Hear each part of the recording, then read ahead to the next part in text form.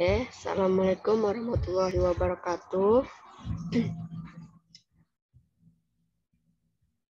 Perkenalkan, kami dari kelompok 7 akan mempresentasikan tentang hakikat kesulitan belajar dan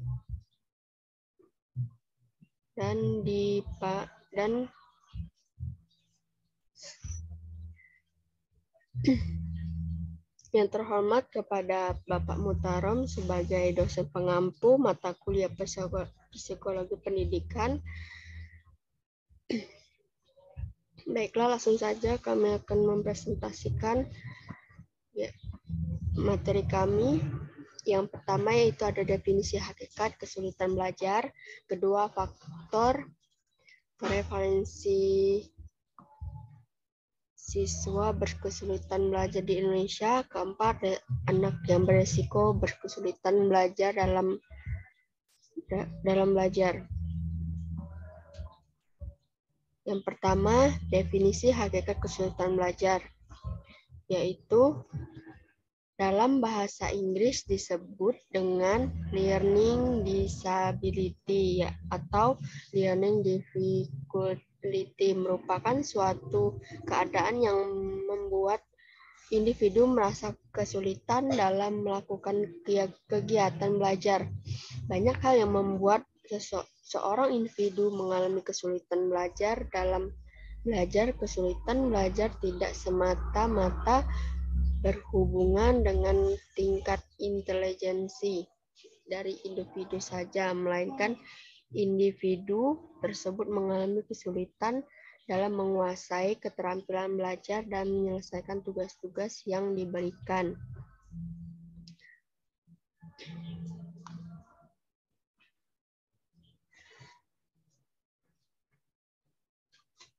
Selanjutnya yaitu faktor penyebab dan karakteristik anak berkesulitan belajar. Faktor penyebab kesulitan belajar dapat dipengaruhi oleh dua faktor, internal dan eksternal. Faktor eksternal menjadi penyebab utama kesulitan dalam belajar, yaitu adanya kemungkinan disfungsi neurologis, sedangkan penyebab utama problem belajar adalah faktor eksternalnya, yaitu berupa strategi dalam pembelajaran yang kurang tepat. Pengelolaan kegiatan pembelajaran tidak membangkitkan motivasi belajar anak dan pemberian ulangan penguatan yang tepat.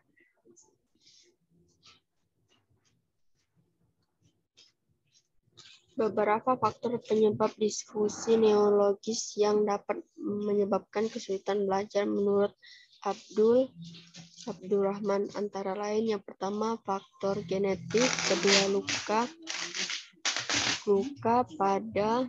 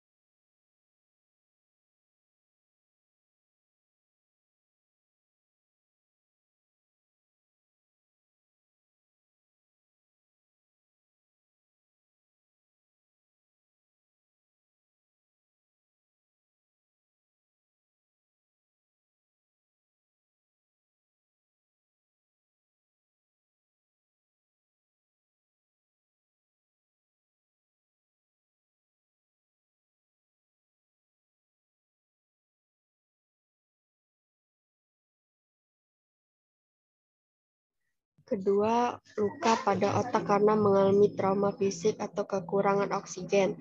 Ketiga, biokimia yang hilang, misalnya biomatika yang diperlukan untuk memfungsikan saraf pusat. Keempat, biokimia yang dapat merusak otak, misalnya zat pewarna pada makanan. Kelima, pencernaan lingkungan. Pencemaran lingkungan. Keenam, lingkungan yang tidak memadai. Ketujuh,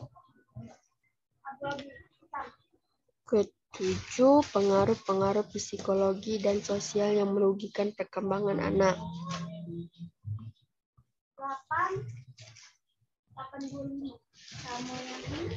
Faktor-faktor penyebab kesulitan belajar dapat dikategorikan 5 faktor. Yang pertama yaitu kerusakan yang terjadi pada susunan syaraf pusat. Kedua, ketidakseimbangan biokimia.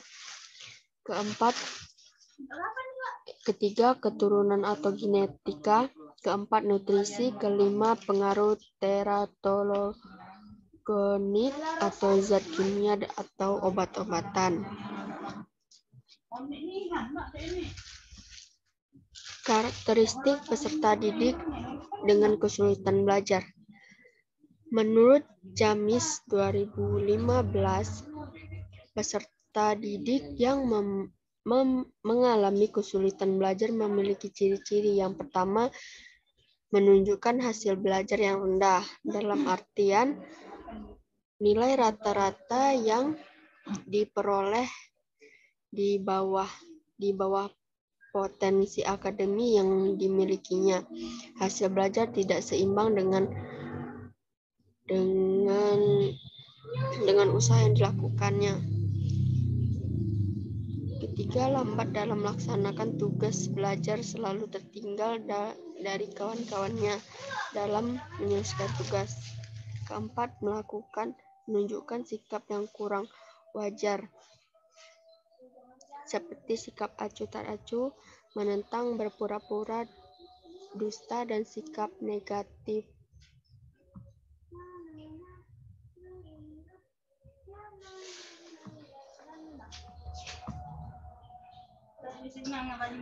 Selanjutnya yaitu menunjukkan perilaku yang kurang tepat, seperti bolos, datang terlambat, tidak mengerjakan pekerjaan rumah atau PR, sering mengganggu di dalam atau di luar kelas, selalu mengasingkan diri, menunjukkan gejala emosi yang kurang wajar dalam menghadapi suatu situasi tertentu, misalnya tidak merasa sedih atau menyesal nilainya rendah. Gejala-gejala umum yang menjadi indikator anak berkesulitan belajar antara lain, yang pertama yaitu menunjukkan hasil belajar yang rendah, di bawah rata-rata nilai yang dicapai oleh kelompoknya. Kedua, hasil yang dicapai tidak seimbang dengan usaha yang telah dilakukan. Ketiga, lambat dalam melakukan tugas-tugas kegiatan belajar yang diberikan. Keempat, menunjukkan sikap-sikap yang kurang ajar, seperti acuh tak acuh, dusta, mencari perhatian, menunjukkan tingkah laku bertentangan dengan aturan seperti membolos, datang terlambat, tidak mengerjakan pekerjaan rumah, mengganggu di dalam dan luar kelas, tidak mencatat pelajaran, tidak teratur dalam kegiatan belajar, menyendiri, tidak mau bekerja sama. Keenam, menunjukkan gejala emosional, tertarik dalam menghadapi situasi tertentu. Baiklah, selanjutnya akan dilanjutkan oleh rekan saya, Muslimah.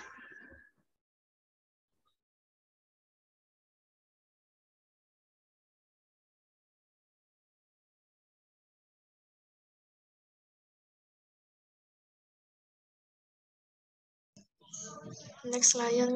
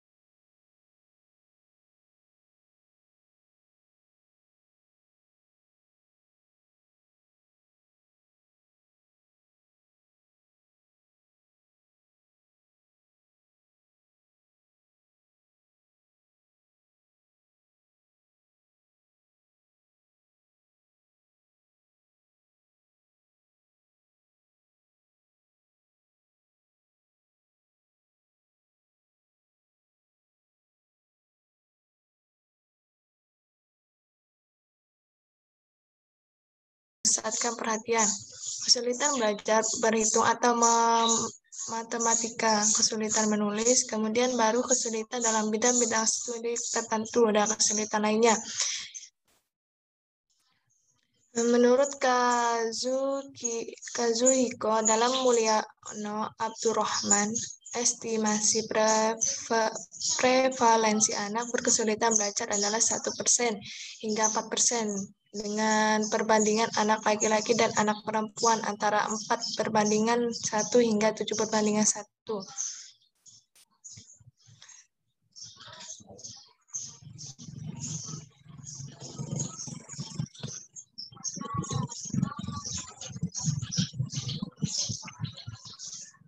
Berdasarkan kemampuan di atas bahwa prevalensi anak yang mengalami kesulitan belajar cenderung meningkat. Hal ini juga terjadi di Amerika Serikat. Masalah peningkatan jumlah anak berkesulitan belajar yang ada di Amerika Serikat masih menimbulkan perdebatan antara pakar pendidikan luar biasa. Algozina dan Sedika dan Salam Sunardi mengatakan ada yang berpendapat bahwa semakin banyaknya anak yang teridentifikasi kesulitan belajar ini memang benar. Ada juga yang menganggap ini menunjukkan lemahnya proses di diagnosa yang dipakai. Jika hal ini berlanjut, maka perhatian dan layanan khusus bagi anak berkesulitan belajar dapat berkurang. Karena perhatian mengenai masalah ini menjadi terpusat pada siapa yang teridentifikasi kesulitan belajar dan anak yang tidak.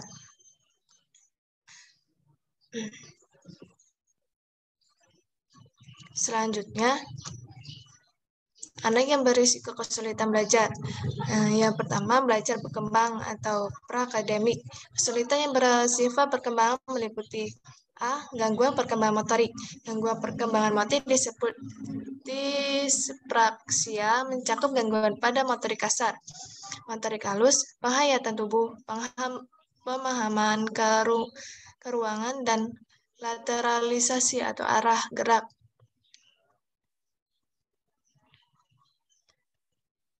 Ada beberapa jenis dispraksia, yaitu yang pertama, dispraksia ideomotoris ditandai dengan kurangnya kemampuan dalam melakukan gerakan praktis sederhana seperti menggunting, menggosok gigi, atau menggunakan sendok makan.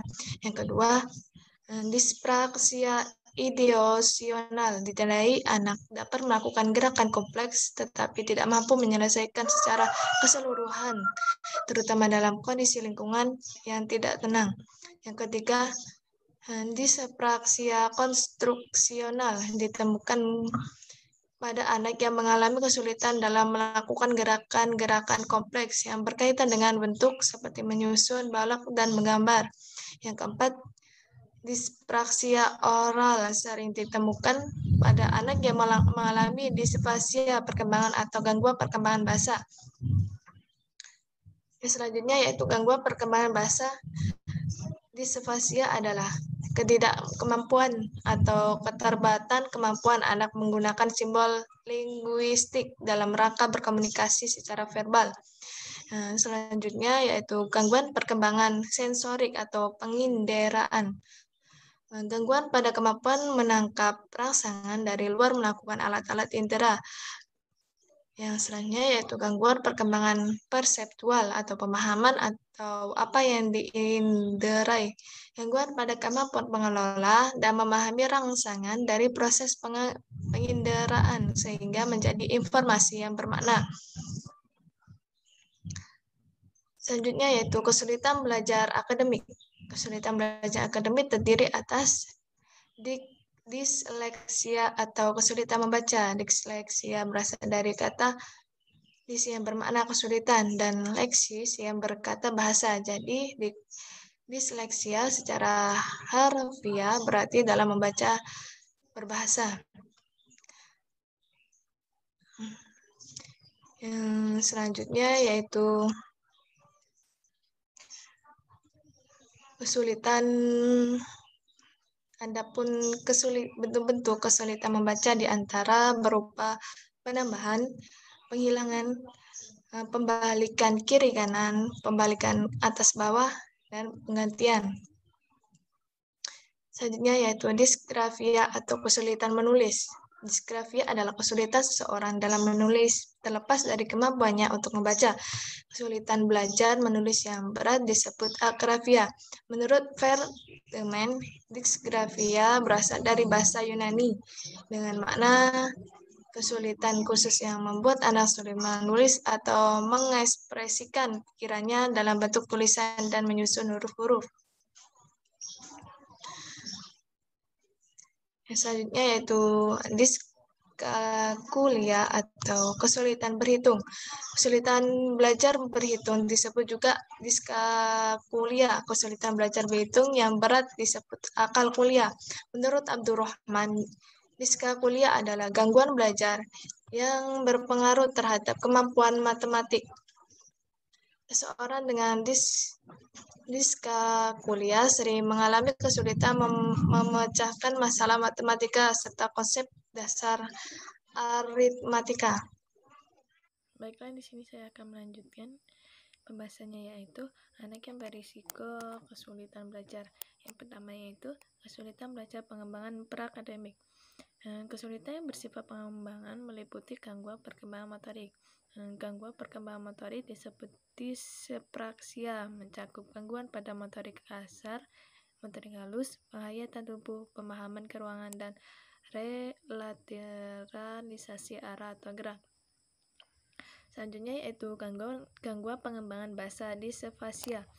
Disfasia adalah ketidakmampuan atau keterbatasan kemampuan anak menggunakan simbol linguistik dalam rangka berkomunikasi secara verbal. Yang selanjutnya yaitu gangguan perkembangan sensorik atau penginderaan. Gangguan pada kemampuan menangkap rangsangan dari luar melalui alat indera. Gangguan tersebut mencakup pada proses penglihatan, pendengaran, perabaan, penciuman, dan pengecapan. Selanjutnya yaitu gangguan perkembangan perseptual atau pemahaman atau apa yang diinderai. Gangguan pada kemampuan mengelola dan memahami rangsangan dari proses penginderaan hingga menjadi informasi yang bermakna. Selanjutnya yaitu kesulitan belajar akademik. Kesulitan belajar akademik terdiri atas disleksia atau kesulitan membaca. Disleksia berasal dari kata dis yang bermakna kesulitan dan leksis yang berarti bahasa.